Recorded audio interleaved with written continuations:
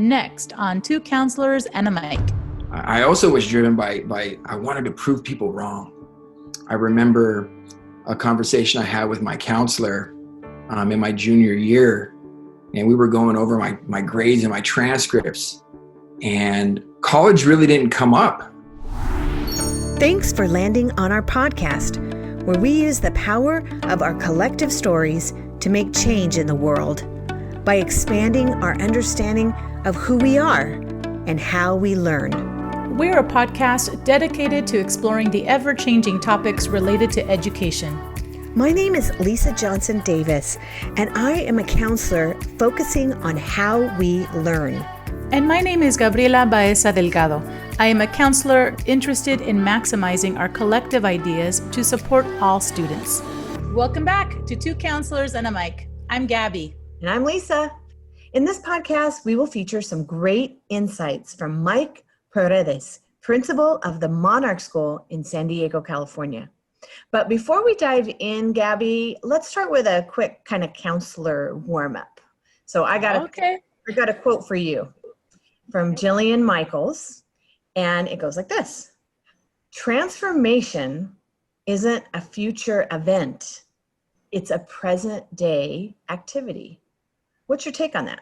So my initial thought is, when I think of Jillian Michaels, I think of the Biggest Loser, that show, right? Where she was doing the coaching for folks that are losing weight. Mm-hmm. So it's interesting, right? Coming from that perspective, which I'm assuming because she comes from that lens. But when I think of that, especially that word transformation, not being a future event, but really being a present day activity, I really think of the work that we do every day with kids or families or teachers, where it's not something that I would say you're just expecting to arrive at, like with the, waving of a wand. That transformation really is something that you are consistently working on every day, kind of chipping away at it slowly but surely, and then you will get there. And so, I think of students, I think of one in particular, actually, where it was a support group that I was running for girls in the school district here in San Diego County. And when one of the students came in, I couldn't see her face because she actually had her hair combed, literally covering more than half of her face. So I couldn't really see it. And I wasn't going to call it out when I first saw her. And I just thought, okay, that must be a safety mechanism she uses, right, to maybe not be seen. And as the group progressed, I really did get to see her transform over this semester time that we were together. And I remember at the last day, we always do some type of celebration. We finished, we put in good work, we learned, we grew. So we always embed some type of celebration in the end. And I remember this student because that last day, I saw her entire face because she had literally swept her hair back, almost like pinned it back. And I, of course, as a good counselor, you don't try to make facial expressions that give away what you're thinking. But I really wanted to say, oh my gosh, I get to see your beautiful face. But I just remember thinking of her because it was a slow transformation that began to take shape. And she slowly, week after week would give a little bit. I would always say, take a risk, maybe share what you're comfortable with and a little bit more. And slowly over time, we met for about 14 to 16 weeks, and then over a semester, she really did transform. So when I think of that quote, it is a present day activity, meaning transformation is something you're not arriving at it. It's something you're working towards. And so anyway, it just makes me think of that one particular student when I hear that. What are ways that you have maybe witnessed this in school culture or in programs that you've facilitated? I'm curious.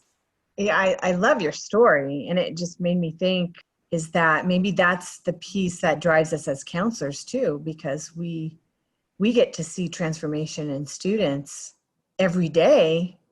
It's like this magical place, that draws us, because you always hear educators and counselors and teachers, administrators, everything. Like, I got into this work because of this passion for the work. And it's like, okay, well, what is that? Let's be precise. And hearing you talk about it, it's those kinds of things. we have this really privileged ability to see students, their micro transformations. And also, like you're saying, in terms of this future event that we can see that potential growing in motion, like incubating, like the butterfly, you know. But I immediately, whenever you talk about transformation, I immediately think about working with our juniors in the high school that I was at. For almost 9 years, we had juniors go out to 4-week internships where they were completely embedded in the community and in the areas of, you know, nonprofits, businesses, experiential places. It was, you know, just very tremendous opportunity for them. And I had the privilege of being able to use all of my counseling skills to really look beyond just their initial needs. Oh, I want to be a nurse. Well, tell me a little bit more. Why do you want to be a nurse? Well, because my parents are nurses. Well, what are the skills you have? You know, so they were really aligned with what their hopes and dreams were in these internship sites. But what we found was that as they went out into this internship experience, parents would say a day or two into that, they'd call and say, why my child is exhausted. You know, what is going on? Is this because they'd never seen it before? And really what it was is they had all these tools, project-based school. So they had all these tools. They knew how to present to adults. They had a totally different way of carrying themselves as high school students because they communicated with adults in a certain way, worked on group projects, that kind of stuff. So they had this toolkit they already formed, but then they went out and they were in this chaotic space. They didn't know who they were. They weren't a student, but yet they weren't part of the work experience. So what did they do? And what they ended up doing was really anchoring to people and just using every bit of communication skills and problem solving skills. And that's why they were exhausted. You know, that's why I kind of theorize they were exhausted. But the end of 4 weeks, completely transformed, completely different. And that's what really got me into actually studying it for my dissertation, is because we kept noticing that tremendous transformation in such a short time. So I think those spaces, those experiential spaces where we are having our young people be able to kind of use all of the skills that they have based on their own cultural values and their own experiences, you know, that leads to transformation. So the question is then, what does that look like in schools, Gabby? Like if we're thinking about the new learning environment, how do we create transformative spaces? Well, and I think you hit it on the head where it's in our work, transformation isn't just something physical, right? It's not the outer, but it might be inner with a lot of our students. But that is the question of how do we do this in our spaces? Is it with our actions, our words, the physical space that we're actually creating and inviting kids to be a part of? So for example, if the classroom itself is set up as a chaotic environment, not trauma informed, right? Not sensitive to different kids' learning styles, things like that. That may not be conducive to even allowing kids to be open to what could be in this journey that they're on.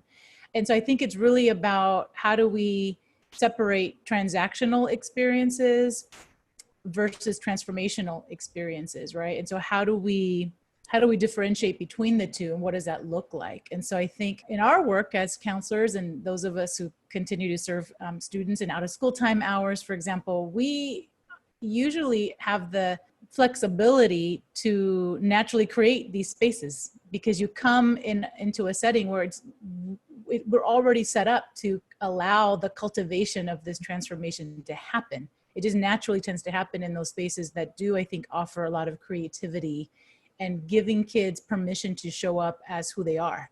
So I would say that's one idea, is allow kids to show up as who they are, however they identify, however, whatever past they're bringing with them, whatever baggage, whatever is part of their story. Just allow them to be who they are, and not have them apologize for that. And then I would say the second step maybe is to allow students to take control of their own learning. And I know there's plenty of teachers who are intentional about that in the classroom. We do that a lot in out of school time hours as well. Of kids are there to actually have fun, and we want to continuously engage them in their own learning, but it's by giving them that power. It's really driven by them. And so I would say that maybe is the second step for us to consider is how do you have them take control of their own learning to be in charge of this transformation that's going to take place because of that. Providing choice and voice, that's a natural phenomena in out of school time, right? That's that's one of our anchors is that no, kids get to speak up and tell you what they want to do. And then we create those activities, again, giving them that empowerment. So I think it's when students take that type of ownership, like we've done for ourselves in different types of experiences or positions or roles that we've had. I think that learning can really be deeper and more meaningful for kids, which then can lead to this transformation that unbeknownst to them will happen. That's the nice part of when you can reflect back and you think, oh my gosh, I was so different when the school year first started versus where I am now. All the learning kind of sneaks up on them. And before you know it, you can see their entire face, right? Like the student I had, I'm like, oh, I can see her now because she sees herself, right? So we got to physically see a transformation, but I know that there was much more happening inside. She just physically did something to actually relay that message. So I think there's a lot we can do. I know we've got a guest speaker coming our way that I think lives and breathes transformation and doesn't exercise transactional leadership. He really is a transformative person. So I'm excited to hear from him. Mike Paredes, as you mentioned, is the principal of Monarch School. So we are definitely in for a treat. So what do you say we introduce Mike? I think it's great. And I'm looking forward to hearing what he has to say about this topic and transformation as a whole. And now our special guest. We're here with Michael Paredes, who is the principal of Monarch School in San Diego. Hi, Michael. Hi, Lisa. Hi, Gabby. How are you? We are doing well. We're excited to have you here. And we wanted to just jump right in and get your kind of background of how you got to the county office and how did you get to Monarch and why? The big why? Oh, wow. Is this a 3-hour podcast? No, Not today. It can be for you. No, I'm just very blessed to be here. Thank you guys for inviting me to have the conversation with you. You know, it was the other day I was, you and I were talking, Lisa, about, our roots and our families. And I'm a native San Diegan, born and raised pretty much in the heart of San Diego. Grew up in East San Diego, the Oak Park area. I wasn't always the best student. There were things I liked about school. And I think that's what helps me gravitate towards some of our kids who tend to get in quote unquote trouble sometimes. I love the extracurriculars, was drawn to sports. My parents had me go to our local public school, Carver, when I was just a little guy in kinder and first. And then I went to a Catholic school for about 6 years before I begged them. They finally gave in to let me go back to public school. I went to Horace Mann and then on to Crawford. Was drawn to sports. I needed to get a 3.0. That was my parents' rule. And I think I got a 3.01 to play sports. I love football. I love being with my teammates. Played some lacrosse, some baseball. I wrestled. And I also met the love of my life. I met her in 9th grade, and I didn't realize that she would be the love of my life until a little bit later. But yeah, my wife and I both met at Crawford High School, and we've been together ever since. That was back in 94 that we graduated from Crawford. Wow. And I left Crawford, not sure exactly what I wanted to do. I thought I wanted to try to make a whole bunch of money. And I thought, I was looking at different fields that I could get into.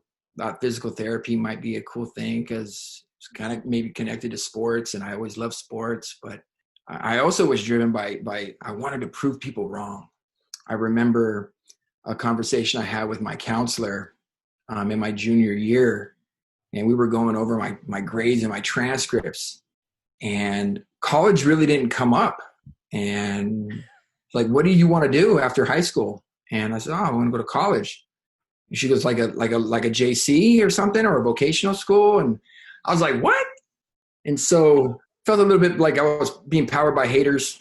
Looking back now, I know I let that settle, and I know that motivated me to go into a 4 years. So my wife and I both decided at the time, we were just boyfriend, girlfriend. We were really cool to go to the same school. So we went up to Sonoma State. I had plans to play lacrosse when I got there, and major in kinesiology and this and that. But some decisions that both she and I made led us to be young parents. And we found out that, during our orientation up there, just in the days leading up to that, we were going to be parents.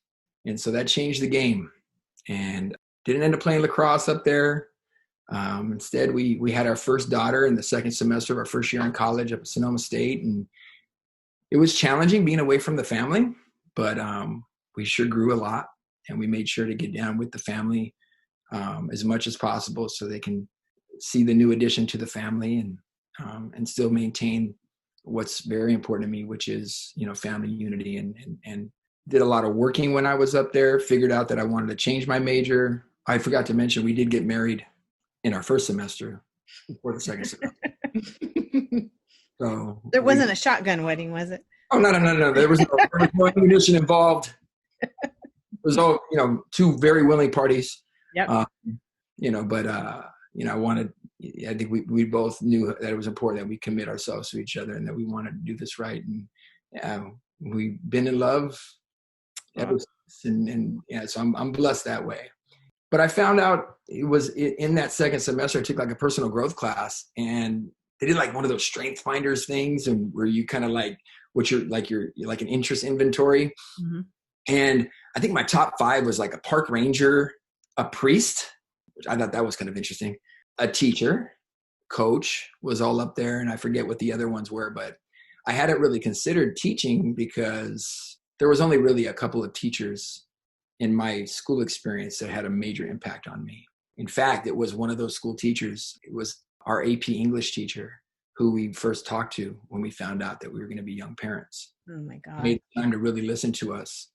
She kind of dropped the hint on us. Well, maybe you guys should just get married. You guys, I've been around a lot of high school couples, and you guys are pretty unique. So it's like, wow, that's pretty cool. So Miss Silos, shout out. Yeah, she's the bomb. Then it was like, okay, well, teaching kind of sounds neat. That would be fun. I could coach. I could do a couple of those things that were in my top 5. I thought, well, what core subject area is most intriguing? I didn't really like math. Science was kind of cool, but I couldn't see myself in a lab coat. And, so it was like one of the humanities. So I decided to major in history, and had aspirations to come on back down and teach at my alma mater. I wanted to be a teacher at Crawford, and wrapped up our credential program in '99, and couldn't wait to get back down and kind of begin that journey. I know we both, wanted to be closer to our families. We'd been away for about 5 years, and by that time we had our second daughter. And so kind of a rude awakening when I got to San Diego. They weren't hiring any permanent teachers. So a blessing and a curse. Put my name in to be a substitute teacher, and I got to sub at Crawford a couple times, and became like a long-term sub over at Lincoln High School, and that turned into my first job. So I worked at Lincoln High School, and it was not in my credentialed area. They had me jump in as a special education teacher in a SDC classroom, which was really unique. So it felt really, so it was like self-contained at that time. Special education has changed a lot in 20 years, and for the good. But I learned a lot about the students I work with, working with parents, having to hold meetings, making sure that you're meeting goals for students, and really personalizing their education. And I also got to coach. They weren't the sports that I wanted to coach. They weren't glamorous.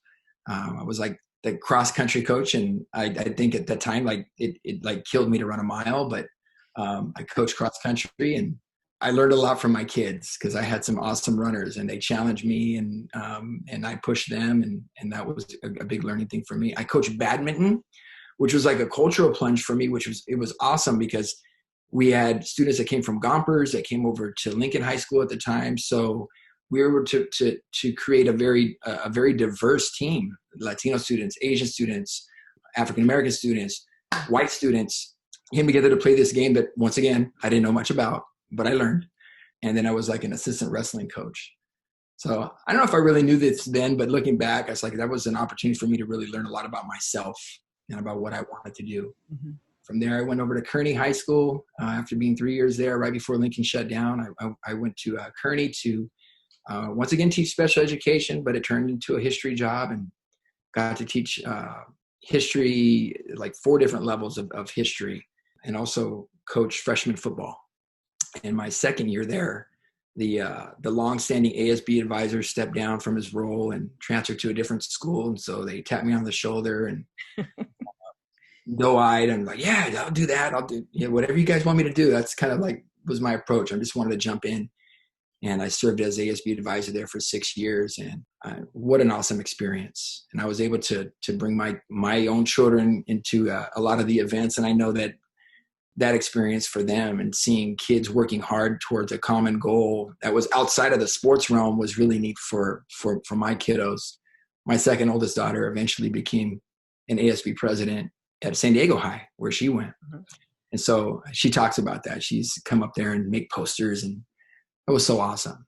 At the same time, I did some Dean of Student work, like my last year there, and a Dean of Student position opened up after 7 years at Kearney. And Kearney, I can't even tell you, like going through, there was a transformation that happened there. We went from one comprehensive school to like 4 small schools. And I really got to learn about what it means to have a student-centered approach to the work that we do in education, and how important it is to really hook our kids, to get to know our kids and build relationships with our learners, so that the learning isn't just a one and done, not that laddered learning, but that knotted learning that we're just building on skill. And I saw that this opportunity to be a Dean of Students is a way to maybe have an impact in a bunch of different classrooms.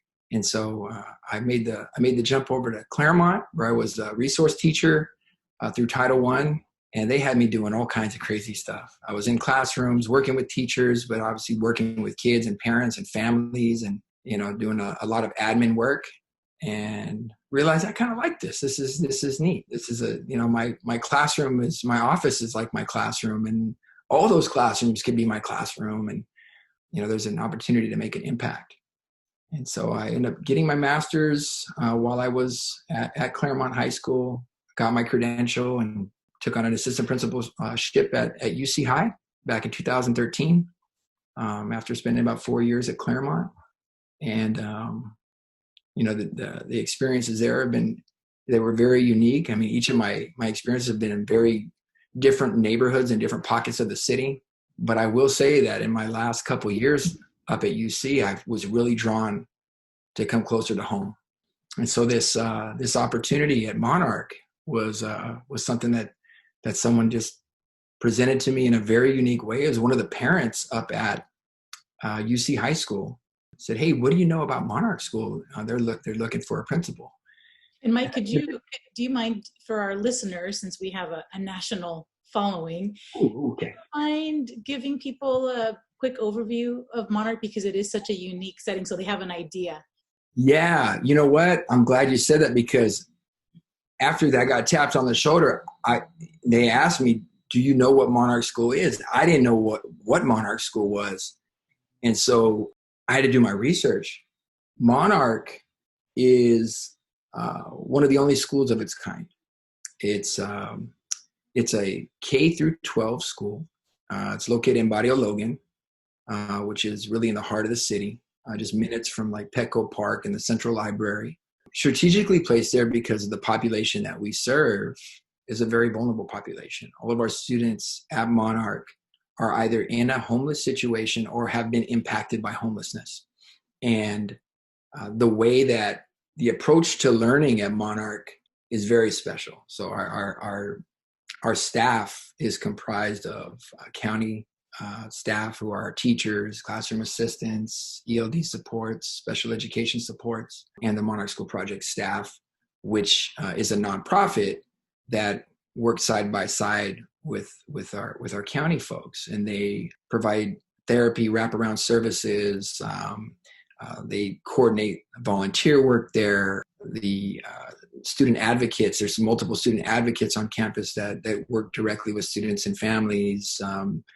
The combined work between the county and the project makes it a very special place. A lot of the students that come to us either get referred to us from some of the shelters that they might be temporarily staying in, or it's through word of mouth or from referrals from some of our surrounding districts. And so we serve students, the students we serve at Monarch come from as far south as San Isidro, and then we have some students that come all the way to us from Escondido. It's a pretty big span, very, very unique school setting. And the whole purpose, I mean, the idea of Monarch is this transformation, is providing a safe place for our students. It's small so that you can form meaningful relationships with students and their families. We're just under 300. And so we really, I guess we're really intentional, Gabby, about, making sure that we're serving as many students as we possibly can, but still maintaining that smallness. So we serve about 22 students in grades K through 2, and then about 24 students in each grade level from 3 through 12. I never put 2 and 2 together about the whole Monarch and the butterfly and what you were saying about the transformation piece. You're just like blew my mind right now. And I'm just thinking, as like a kind of a segue into the conversation that we had previously, like when you're talking about transformation and of this particular population of young people, what does it take to transform them to a place where they have, this ability to be resilient or, enjoy life, have those opportunities? Like, how is Monarch different in that way? Like, what do you think is important?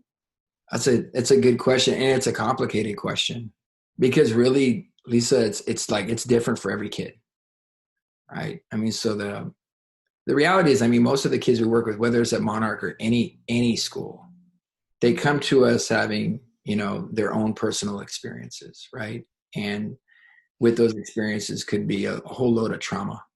And so first and foremost, and I think this is the goal of any school, it's definitely the goal of Monarch. And by no means are we perfect. I just want to we're constantly, like every school, trying to work to get better. Is this, the idea of safety? Are we providing a place that feels safe?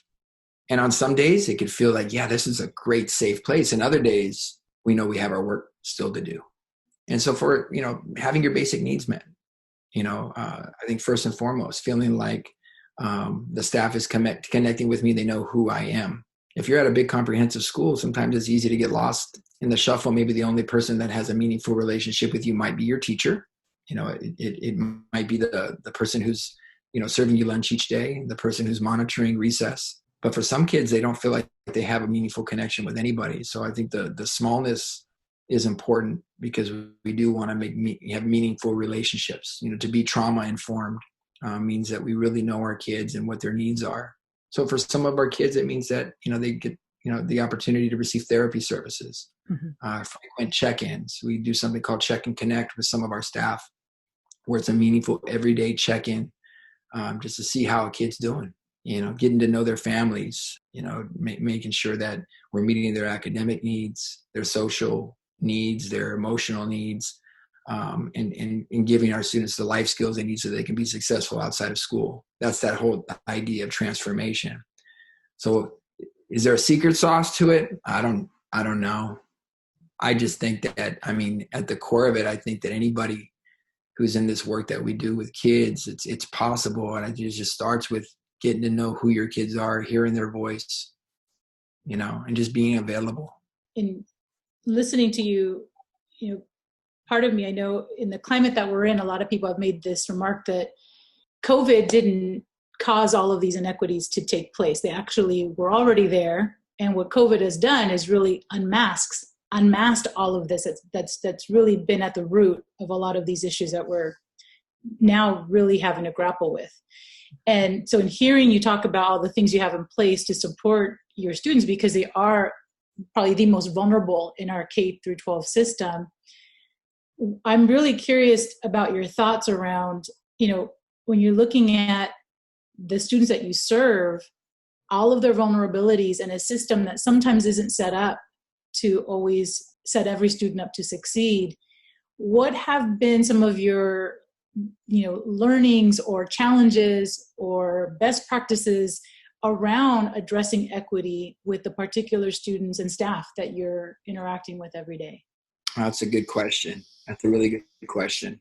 And like you mentioned, Gabby, I mean, the events that have taken place in our world, in our nation, in the past 4 months have really brought a lot of truth and I guess like a lot of self-checks, necessary self-checks to light the work that needs to be done.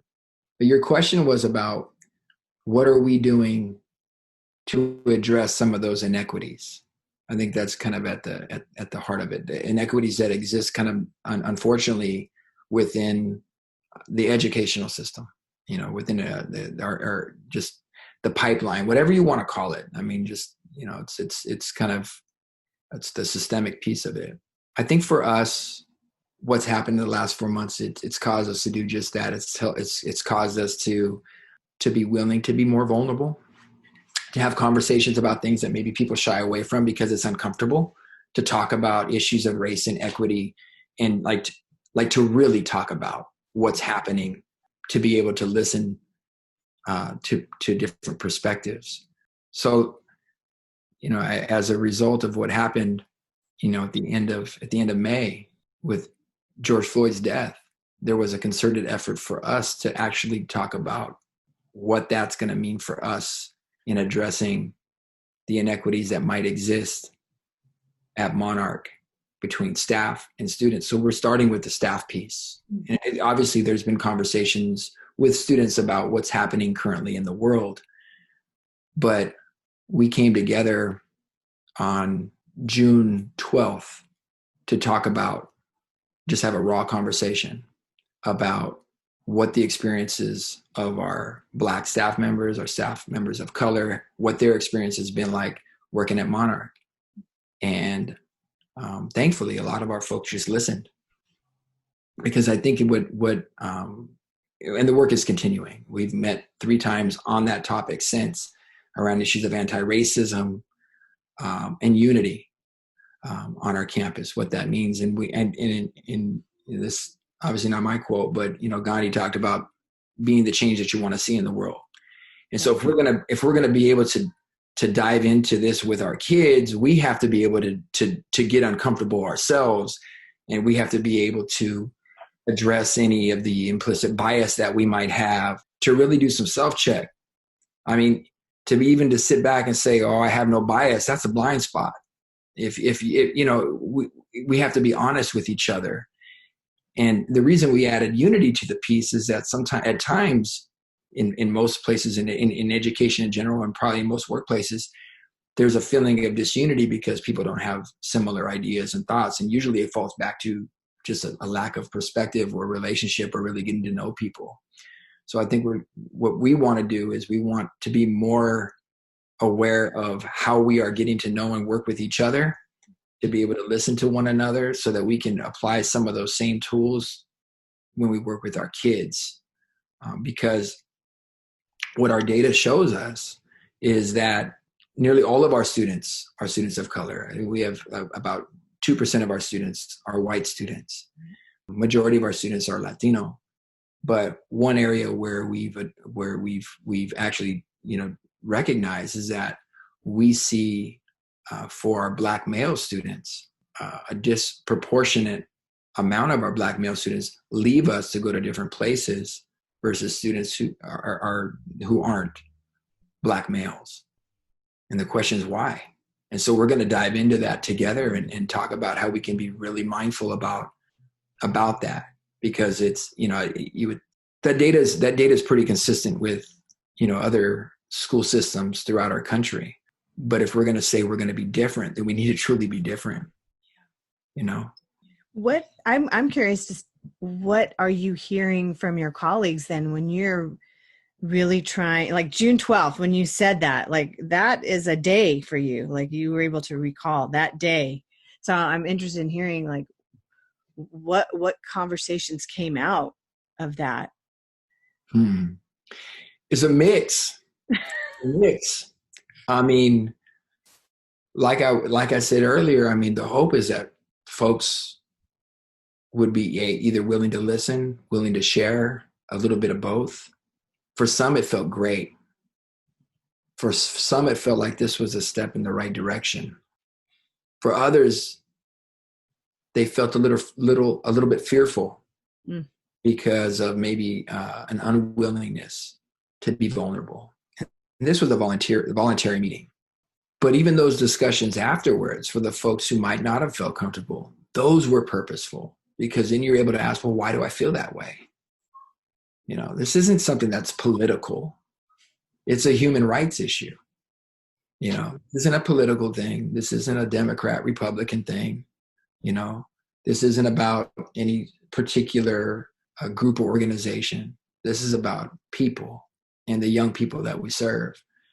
And I realized that, you know, having listened to people talk about how they felt after those meetings and then some of the subsequent meetings, is that it's just confirmation. Everybody's coming from a different place. You know, we are from our own collective experience. And this is, you know, like, you know, that's why I think it's neat that you guys started this podcast the way you did.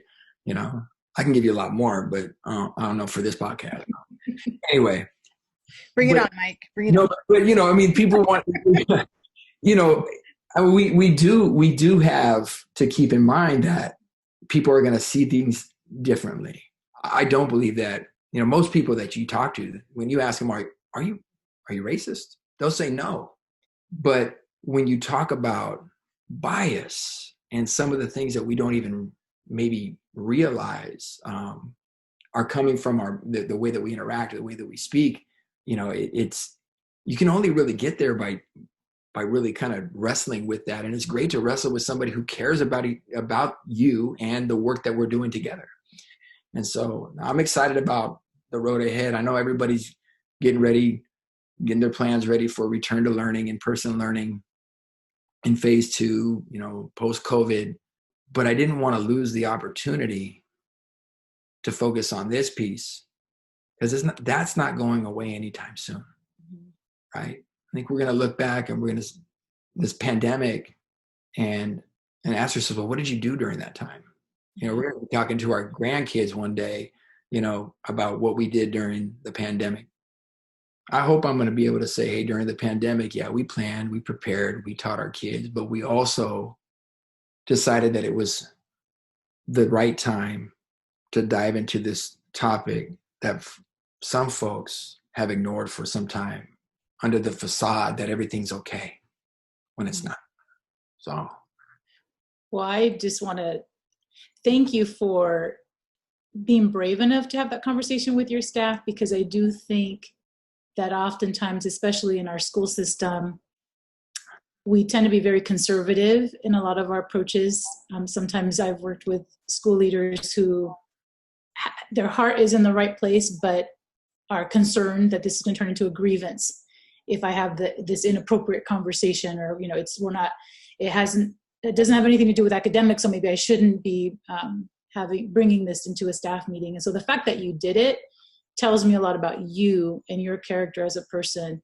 And, you know, the staff that participated, I hope that they felt that it's coming from this place because you have this trust and you're willing yourself to be vulnerable. That's one thing that I've learned from my students and working with schools, is that if leaders aren't willing themselves to be vulnerable, it's very difficult to ask that of staff. And my rule when I worked with kids was, I can't ask a kid to do something I'm not willing to do myself. And it's the same for staff. If I'm asking them to be restorative, well, it's more than just sitting in a circle, isn't it? You know, are we restorative in our approach with them? And so I think that speaks a lot to who you are as a person, who you are as a leader. And you're absolutely right. The conversation, if it's not going to be had now, people are never going to have it. Because I don't know what else you need to be really in your face to say it. Not that the academics isn't where we want the focus to be and the supports need to be there for our kids, but this is this foundational systemic issue. This is the root of it. Mm-hmm. And it's so difficult to only focus on A through G requirements when you think that doesn't mean anything to a kid who does not feel seen. Mm-hmm. And maybe we have staff ourselves who don't feel seen, right? And so I think you having that conversation, just initiating that, Mike. I mean, I don't know what the numbers look like across our county or across California. Like if they had to survey people, how many of you went back and actually had a conversation with your staff about, I just want to listen from, learn from you. I'm not asking us to have an answer. We're not going to fix it all in one conversation, but I'd be curious to see how many people actually had the guts to go back and do it, because it's gutsy to do it. It's scary. I mean, I've never been a principal, but I commend you for doing it, because I can imagine that, perhaps you wrestled with, like, do I not? How do I start it? What's it going to be like? Am I going to get backlash? All these things that I'm sure people think about in those positions of leadership, because they're worried it's going to be interpreted the wrong way. But I felt from what you said that you spoke from the heart, that this came from this place of, you have to do right by your students and your staff. And how could you not have that conversation and make this space, create the space to have that dialogue? So I appreciate you for sharing that. So thanks, Gail. And I can't take all the credit. I mean, I know the two of you are familiar with Monarch, but I do work side by side, with our leadership from the county, but also the leadership from the Monarch School project. And so, I want to give a shout out to their leadership too, because it took an agreement for a lot of this work to happen. I've been working very closely with Marisol Alvarado over there, from the project, and she's been their interim CEO for a bit, and she's very passionate about that. And I learned a lot from her. So the bravery didn't come just from me, right? So it came from a willingness and understanding. We were, each of us, she and I are quite different, but we do share the passion, the similar passion about our kids and equity, and ensuring that we're doing whatever we can to eradicate racism in the work that we do, because it goes beyond our school walls. I mean, that's why we all got into teaching anyway. I think most of us did, because we want to make a difference. And it's not just for that little window that we have our kids. And we hope that when they leave us changed. And so, yeah, for adults, I think, it's given this very interesting time has given us this opportunity to really rethink that and what that means in the work we do. So 10 years from now, and if you're looking forward from your current position, how do you reimagine education? Wow, that's a good one. I want to lean at, I want to give this utopian answer, but I think my vision for what education can be, what I want it to be, and hopefully within 10 years, is that we are providing equitable opportunities for all of our kids, that we're willing to take risks, that we are listening to the voices of our students, not making assumptions, that staff members can work in collaboration and be hard on ideas, but be respectful with each other, that we challenge one another, and that would play itself out in the way that we challenge our kids, so that they can be productive in whatever it is that they do, that we would truly be learner-centered, and that we would personalize their experiences so they can all be productive when they leave that. And now our closing thoughts. So let me ask you, Dr. D, what was a takeaway from Mike's conversation? I really identify with Mike, because there is no path charted. Like, I think that there's an assumption when you come from privilege, or when you have parents that are not first gen. Like my husband, his grandmother went to college, so he already had that. There's this assumption that you know what the path is and how to get there. It's very linear.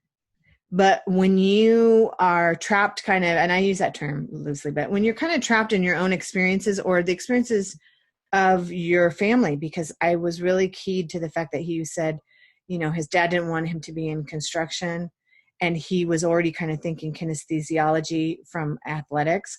Mhm. As a person who did in the internship program for, you know, 8 years, I always heard that I want to be a nurse. I want to go into kinesthesiology because that's all that's known. Mhm. So I really connected with him saying that it just kind of unfolded, life unfolded, and then he hadn't even thought about being a teacher. And I was thinking about you when he was talking about that career inventory, because how many of those things are not given in a context, and then kids see that as a number one and they automatically think that's what I'm supposed to do with my life. Mm-hmm. I really liked that he went for it and they had that conversation, because I think, man, it's a scary position. I can imagine, as when you're the principal or a school lead, dean, you know, whatever that position is. I think that's why I know some people are not having these conversations because they're worried that it might be interpreted like it's coming from the wrong place. So I think that is just super cool that he was able to do that with his partners with the project. And I don't know if, you know, 100% of the staff participated, but even though it might have been uncomfortable for some, I'm thinking the fact that you did it, that is a lot more than what some people were able to bring to the table. They're not at that place yet, you know? So I just think that's a takeaway from me. It just was nice to hear that from someone who's, you know, supervising staff and is responsible for an entire school. So it was just nice to hear, yes, there's leaders out there that are willing to have these conversations because they know that that's what's right. And I just think that's cool to be able to hear. So I'm hopeful after hearing him, because I think, I wish that other people, you know, that doesn't mean you have to have an answer. You just have to create the space. You know, no one's saying you have to have the answer. We're going to figure it out at one point, but just create the avenue for people to just feel that you see them and you validate them, and that will do wonders. It's funny you say that, because as he was talking, this thought came to my mind about racism, because I think he had said that term. And I was like, is racism really just the fear of knowing somebody else's story? Mm-hmm. Because from a human standpoint, if you hear somebody else's story and it is, you know, a struggle and it does have all of these pieces, you kind of like, I don't know how to help you. Like, I don't know what to do with that. And so is it just that? Like, we don't want to hear bad things? We don't want to know that you struggled or there's bad things in the world. Yeah, I don't know. Maybe, you know, and I guess it's that unknown, right? Of, you know, you tend to fear things you've been taught to fear because you don't know. But like you're saying, it's not until you know the stories or what is behind someone's behavior or their attitude or the things that we see above the iceberg line, right? That then we think, oh, when I start to look deeper, I realize, oh, this makes perfect sense now. And I'm not going to take it personal because it has nothing to do with me, but it has everything to do with the experience that they've lived. Yeah. But I don't know, people sometimes are afraid. Maybe it's because it's uncomfortable, you know, but I don't know. I feel like, well, when I've had to push through things that I knew were uncomfortable and I felt like, oh, I don't want to go there right now. You always feel that way in the beginning. And then as you get through it, when you get to that finish line, you do feel better in the end because, you know, okay, I got through the icky part. We're in the icky part. And but like he said, it's been here for a long time, but now it's really in your face, and you do have to, I think, create those spaces for people to just feel that connection and then bring it back to their work, especially, not that it's not important in any industry to have these conversations, but especially in education, especially when the numbers don't lie and we continuously see, you know, students of color not succeeding or graduating at the same rate, same pace, etc.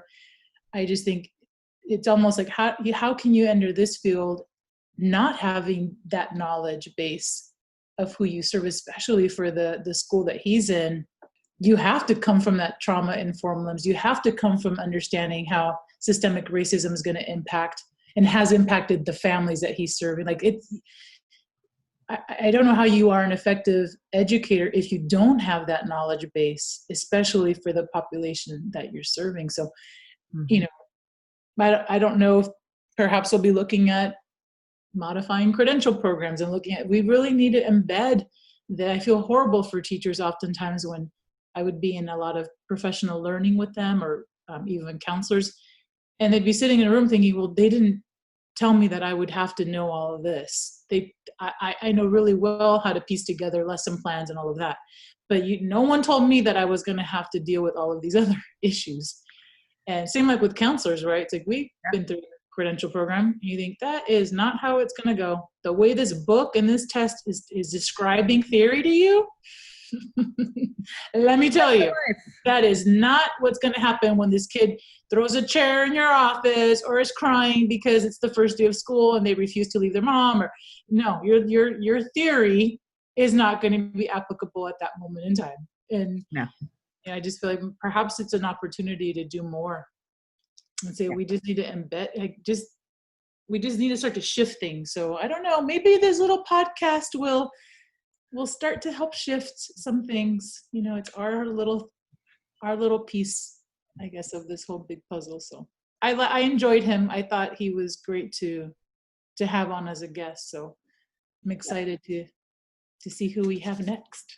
Well, and this is what we know too. I think we know that it's better to talk about those things, even from a counseling perspective. It's better to, my daughter says, you got to feel it to heal it. You have to go through all of those feelings. Like I would tell somebody who doesn't have those experiences, like, it's okay. You're going to feel uncomfortable, and it's okay to kind of put yourself in another person's shoes, because you have to do that. If we've swept things under the rug, and we both know that if you do that, it comes a calling later on in life. It presents as something that you have to work through. So it's like, we're in this collective, I've said this for a while, I think we're in this collective need of counseling, America. Like we all just need to be very honest with each other, know that we don't know everything, but then work past that fear of the unknown, like you said. But right now there's really not an anchor to kind of to hold us. And I think that's where people are kind of feared. If I do go down that, I don't know what I'm going to see. I don't know what I'm going to feel. I don't know. And I'm scared. So is there a way that we can kind of hold each other and say, like, I'm going to let you go out into the water, but I have the rope. I can always pull you back. You're not going to drown. I promise you, you know, but just try, just get out there. So I think that's a challenge, right? To our colleagues, our listeners, our followers. I put myself to the test. It's coming up. I think it's this week or next week, but I am on the listserv for the International Institute of Restorative Practices. So that's IRP is who trains people as trainers in restorative practices in their particular model. So I've been on their listserv, and they emailed that they're hosting listening circles, but it's first come, first serve. So I took the plunge and I registered, and they were really clear in the expectations that you are being put in a Zoom room with people that you will probably not know throughout the country, and you will be having dialogue around race and social justice issues. And so and it's so funny, Lisa, because normally I would hesitate on something like that because it's people I don't know. I mean, I don't mind if it's like a PD that the County Office of Ed is hosting, and I'm going to probably know people from districts that I've worked with and my own colleagues, right? I feel like a sense of safety because I know them. But for whatever reason, I felt like, you know what, this email came into my inbox at this time, and that's a challenge for me, and it's a push. And I feel like I'm going to do it, and I'm going to try to be very authentic and open and be a good listener that day. People that I don't know, but I want to also learn. Just because I'm a person of color does not mean that I know. I think sometimes people assume that. No, I still have a lot to learn. So for me, I'll fill you in when I want to say it's either at the end of the week or next week, but that's a risk-taking situation for me. But I felt like, okay, I also can't expect that of others if I'm not willing to sit and be uncomfortable, especially with people I don't know, because that's naturally uncomfortable for me because I don't know the people in the room who, again, they're not even going to be necessarily from the same state. Yeah. So I'll let you know, but perhaps that might be something that folks look at. So there's lots of opportunities that are coming up for people to go beyond their comfort zone, learn about different issues, whether it's reading, books that maybe they would have never picked up before. But I would recommend pick one thing, whatever speaks to you, and that at least you're moving in the right direction. No one's saying that you have to have these difficult, courageous conversations with family members or at the next Thanksgiving dinner. We're just saying you maybe pick one small thing that you can do for yourself that just starts to move you personally in that direction of that greater level of understanding to then connect with our colleagues and the families that we serve. So I'm going to do my piece and do my part, and I'll report back. Yeah, that sounds good. Let you know what that was like. That's all for now on Two Counselors and a Mic. I'm Lisa. And I'm Gabby. Thanks for listening.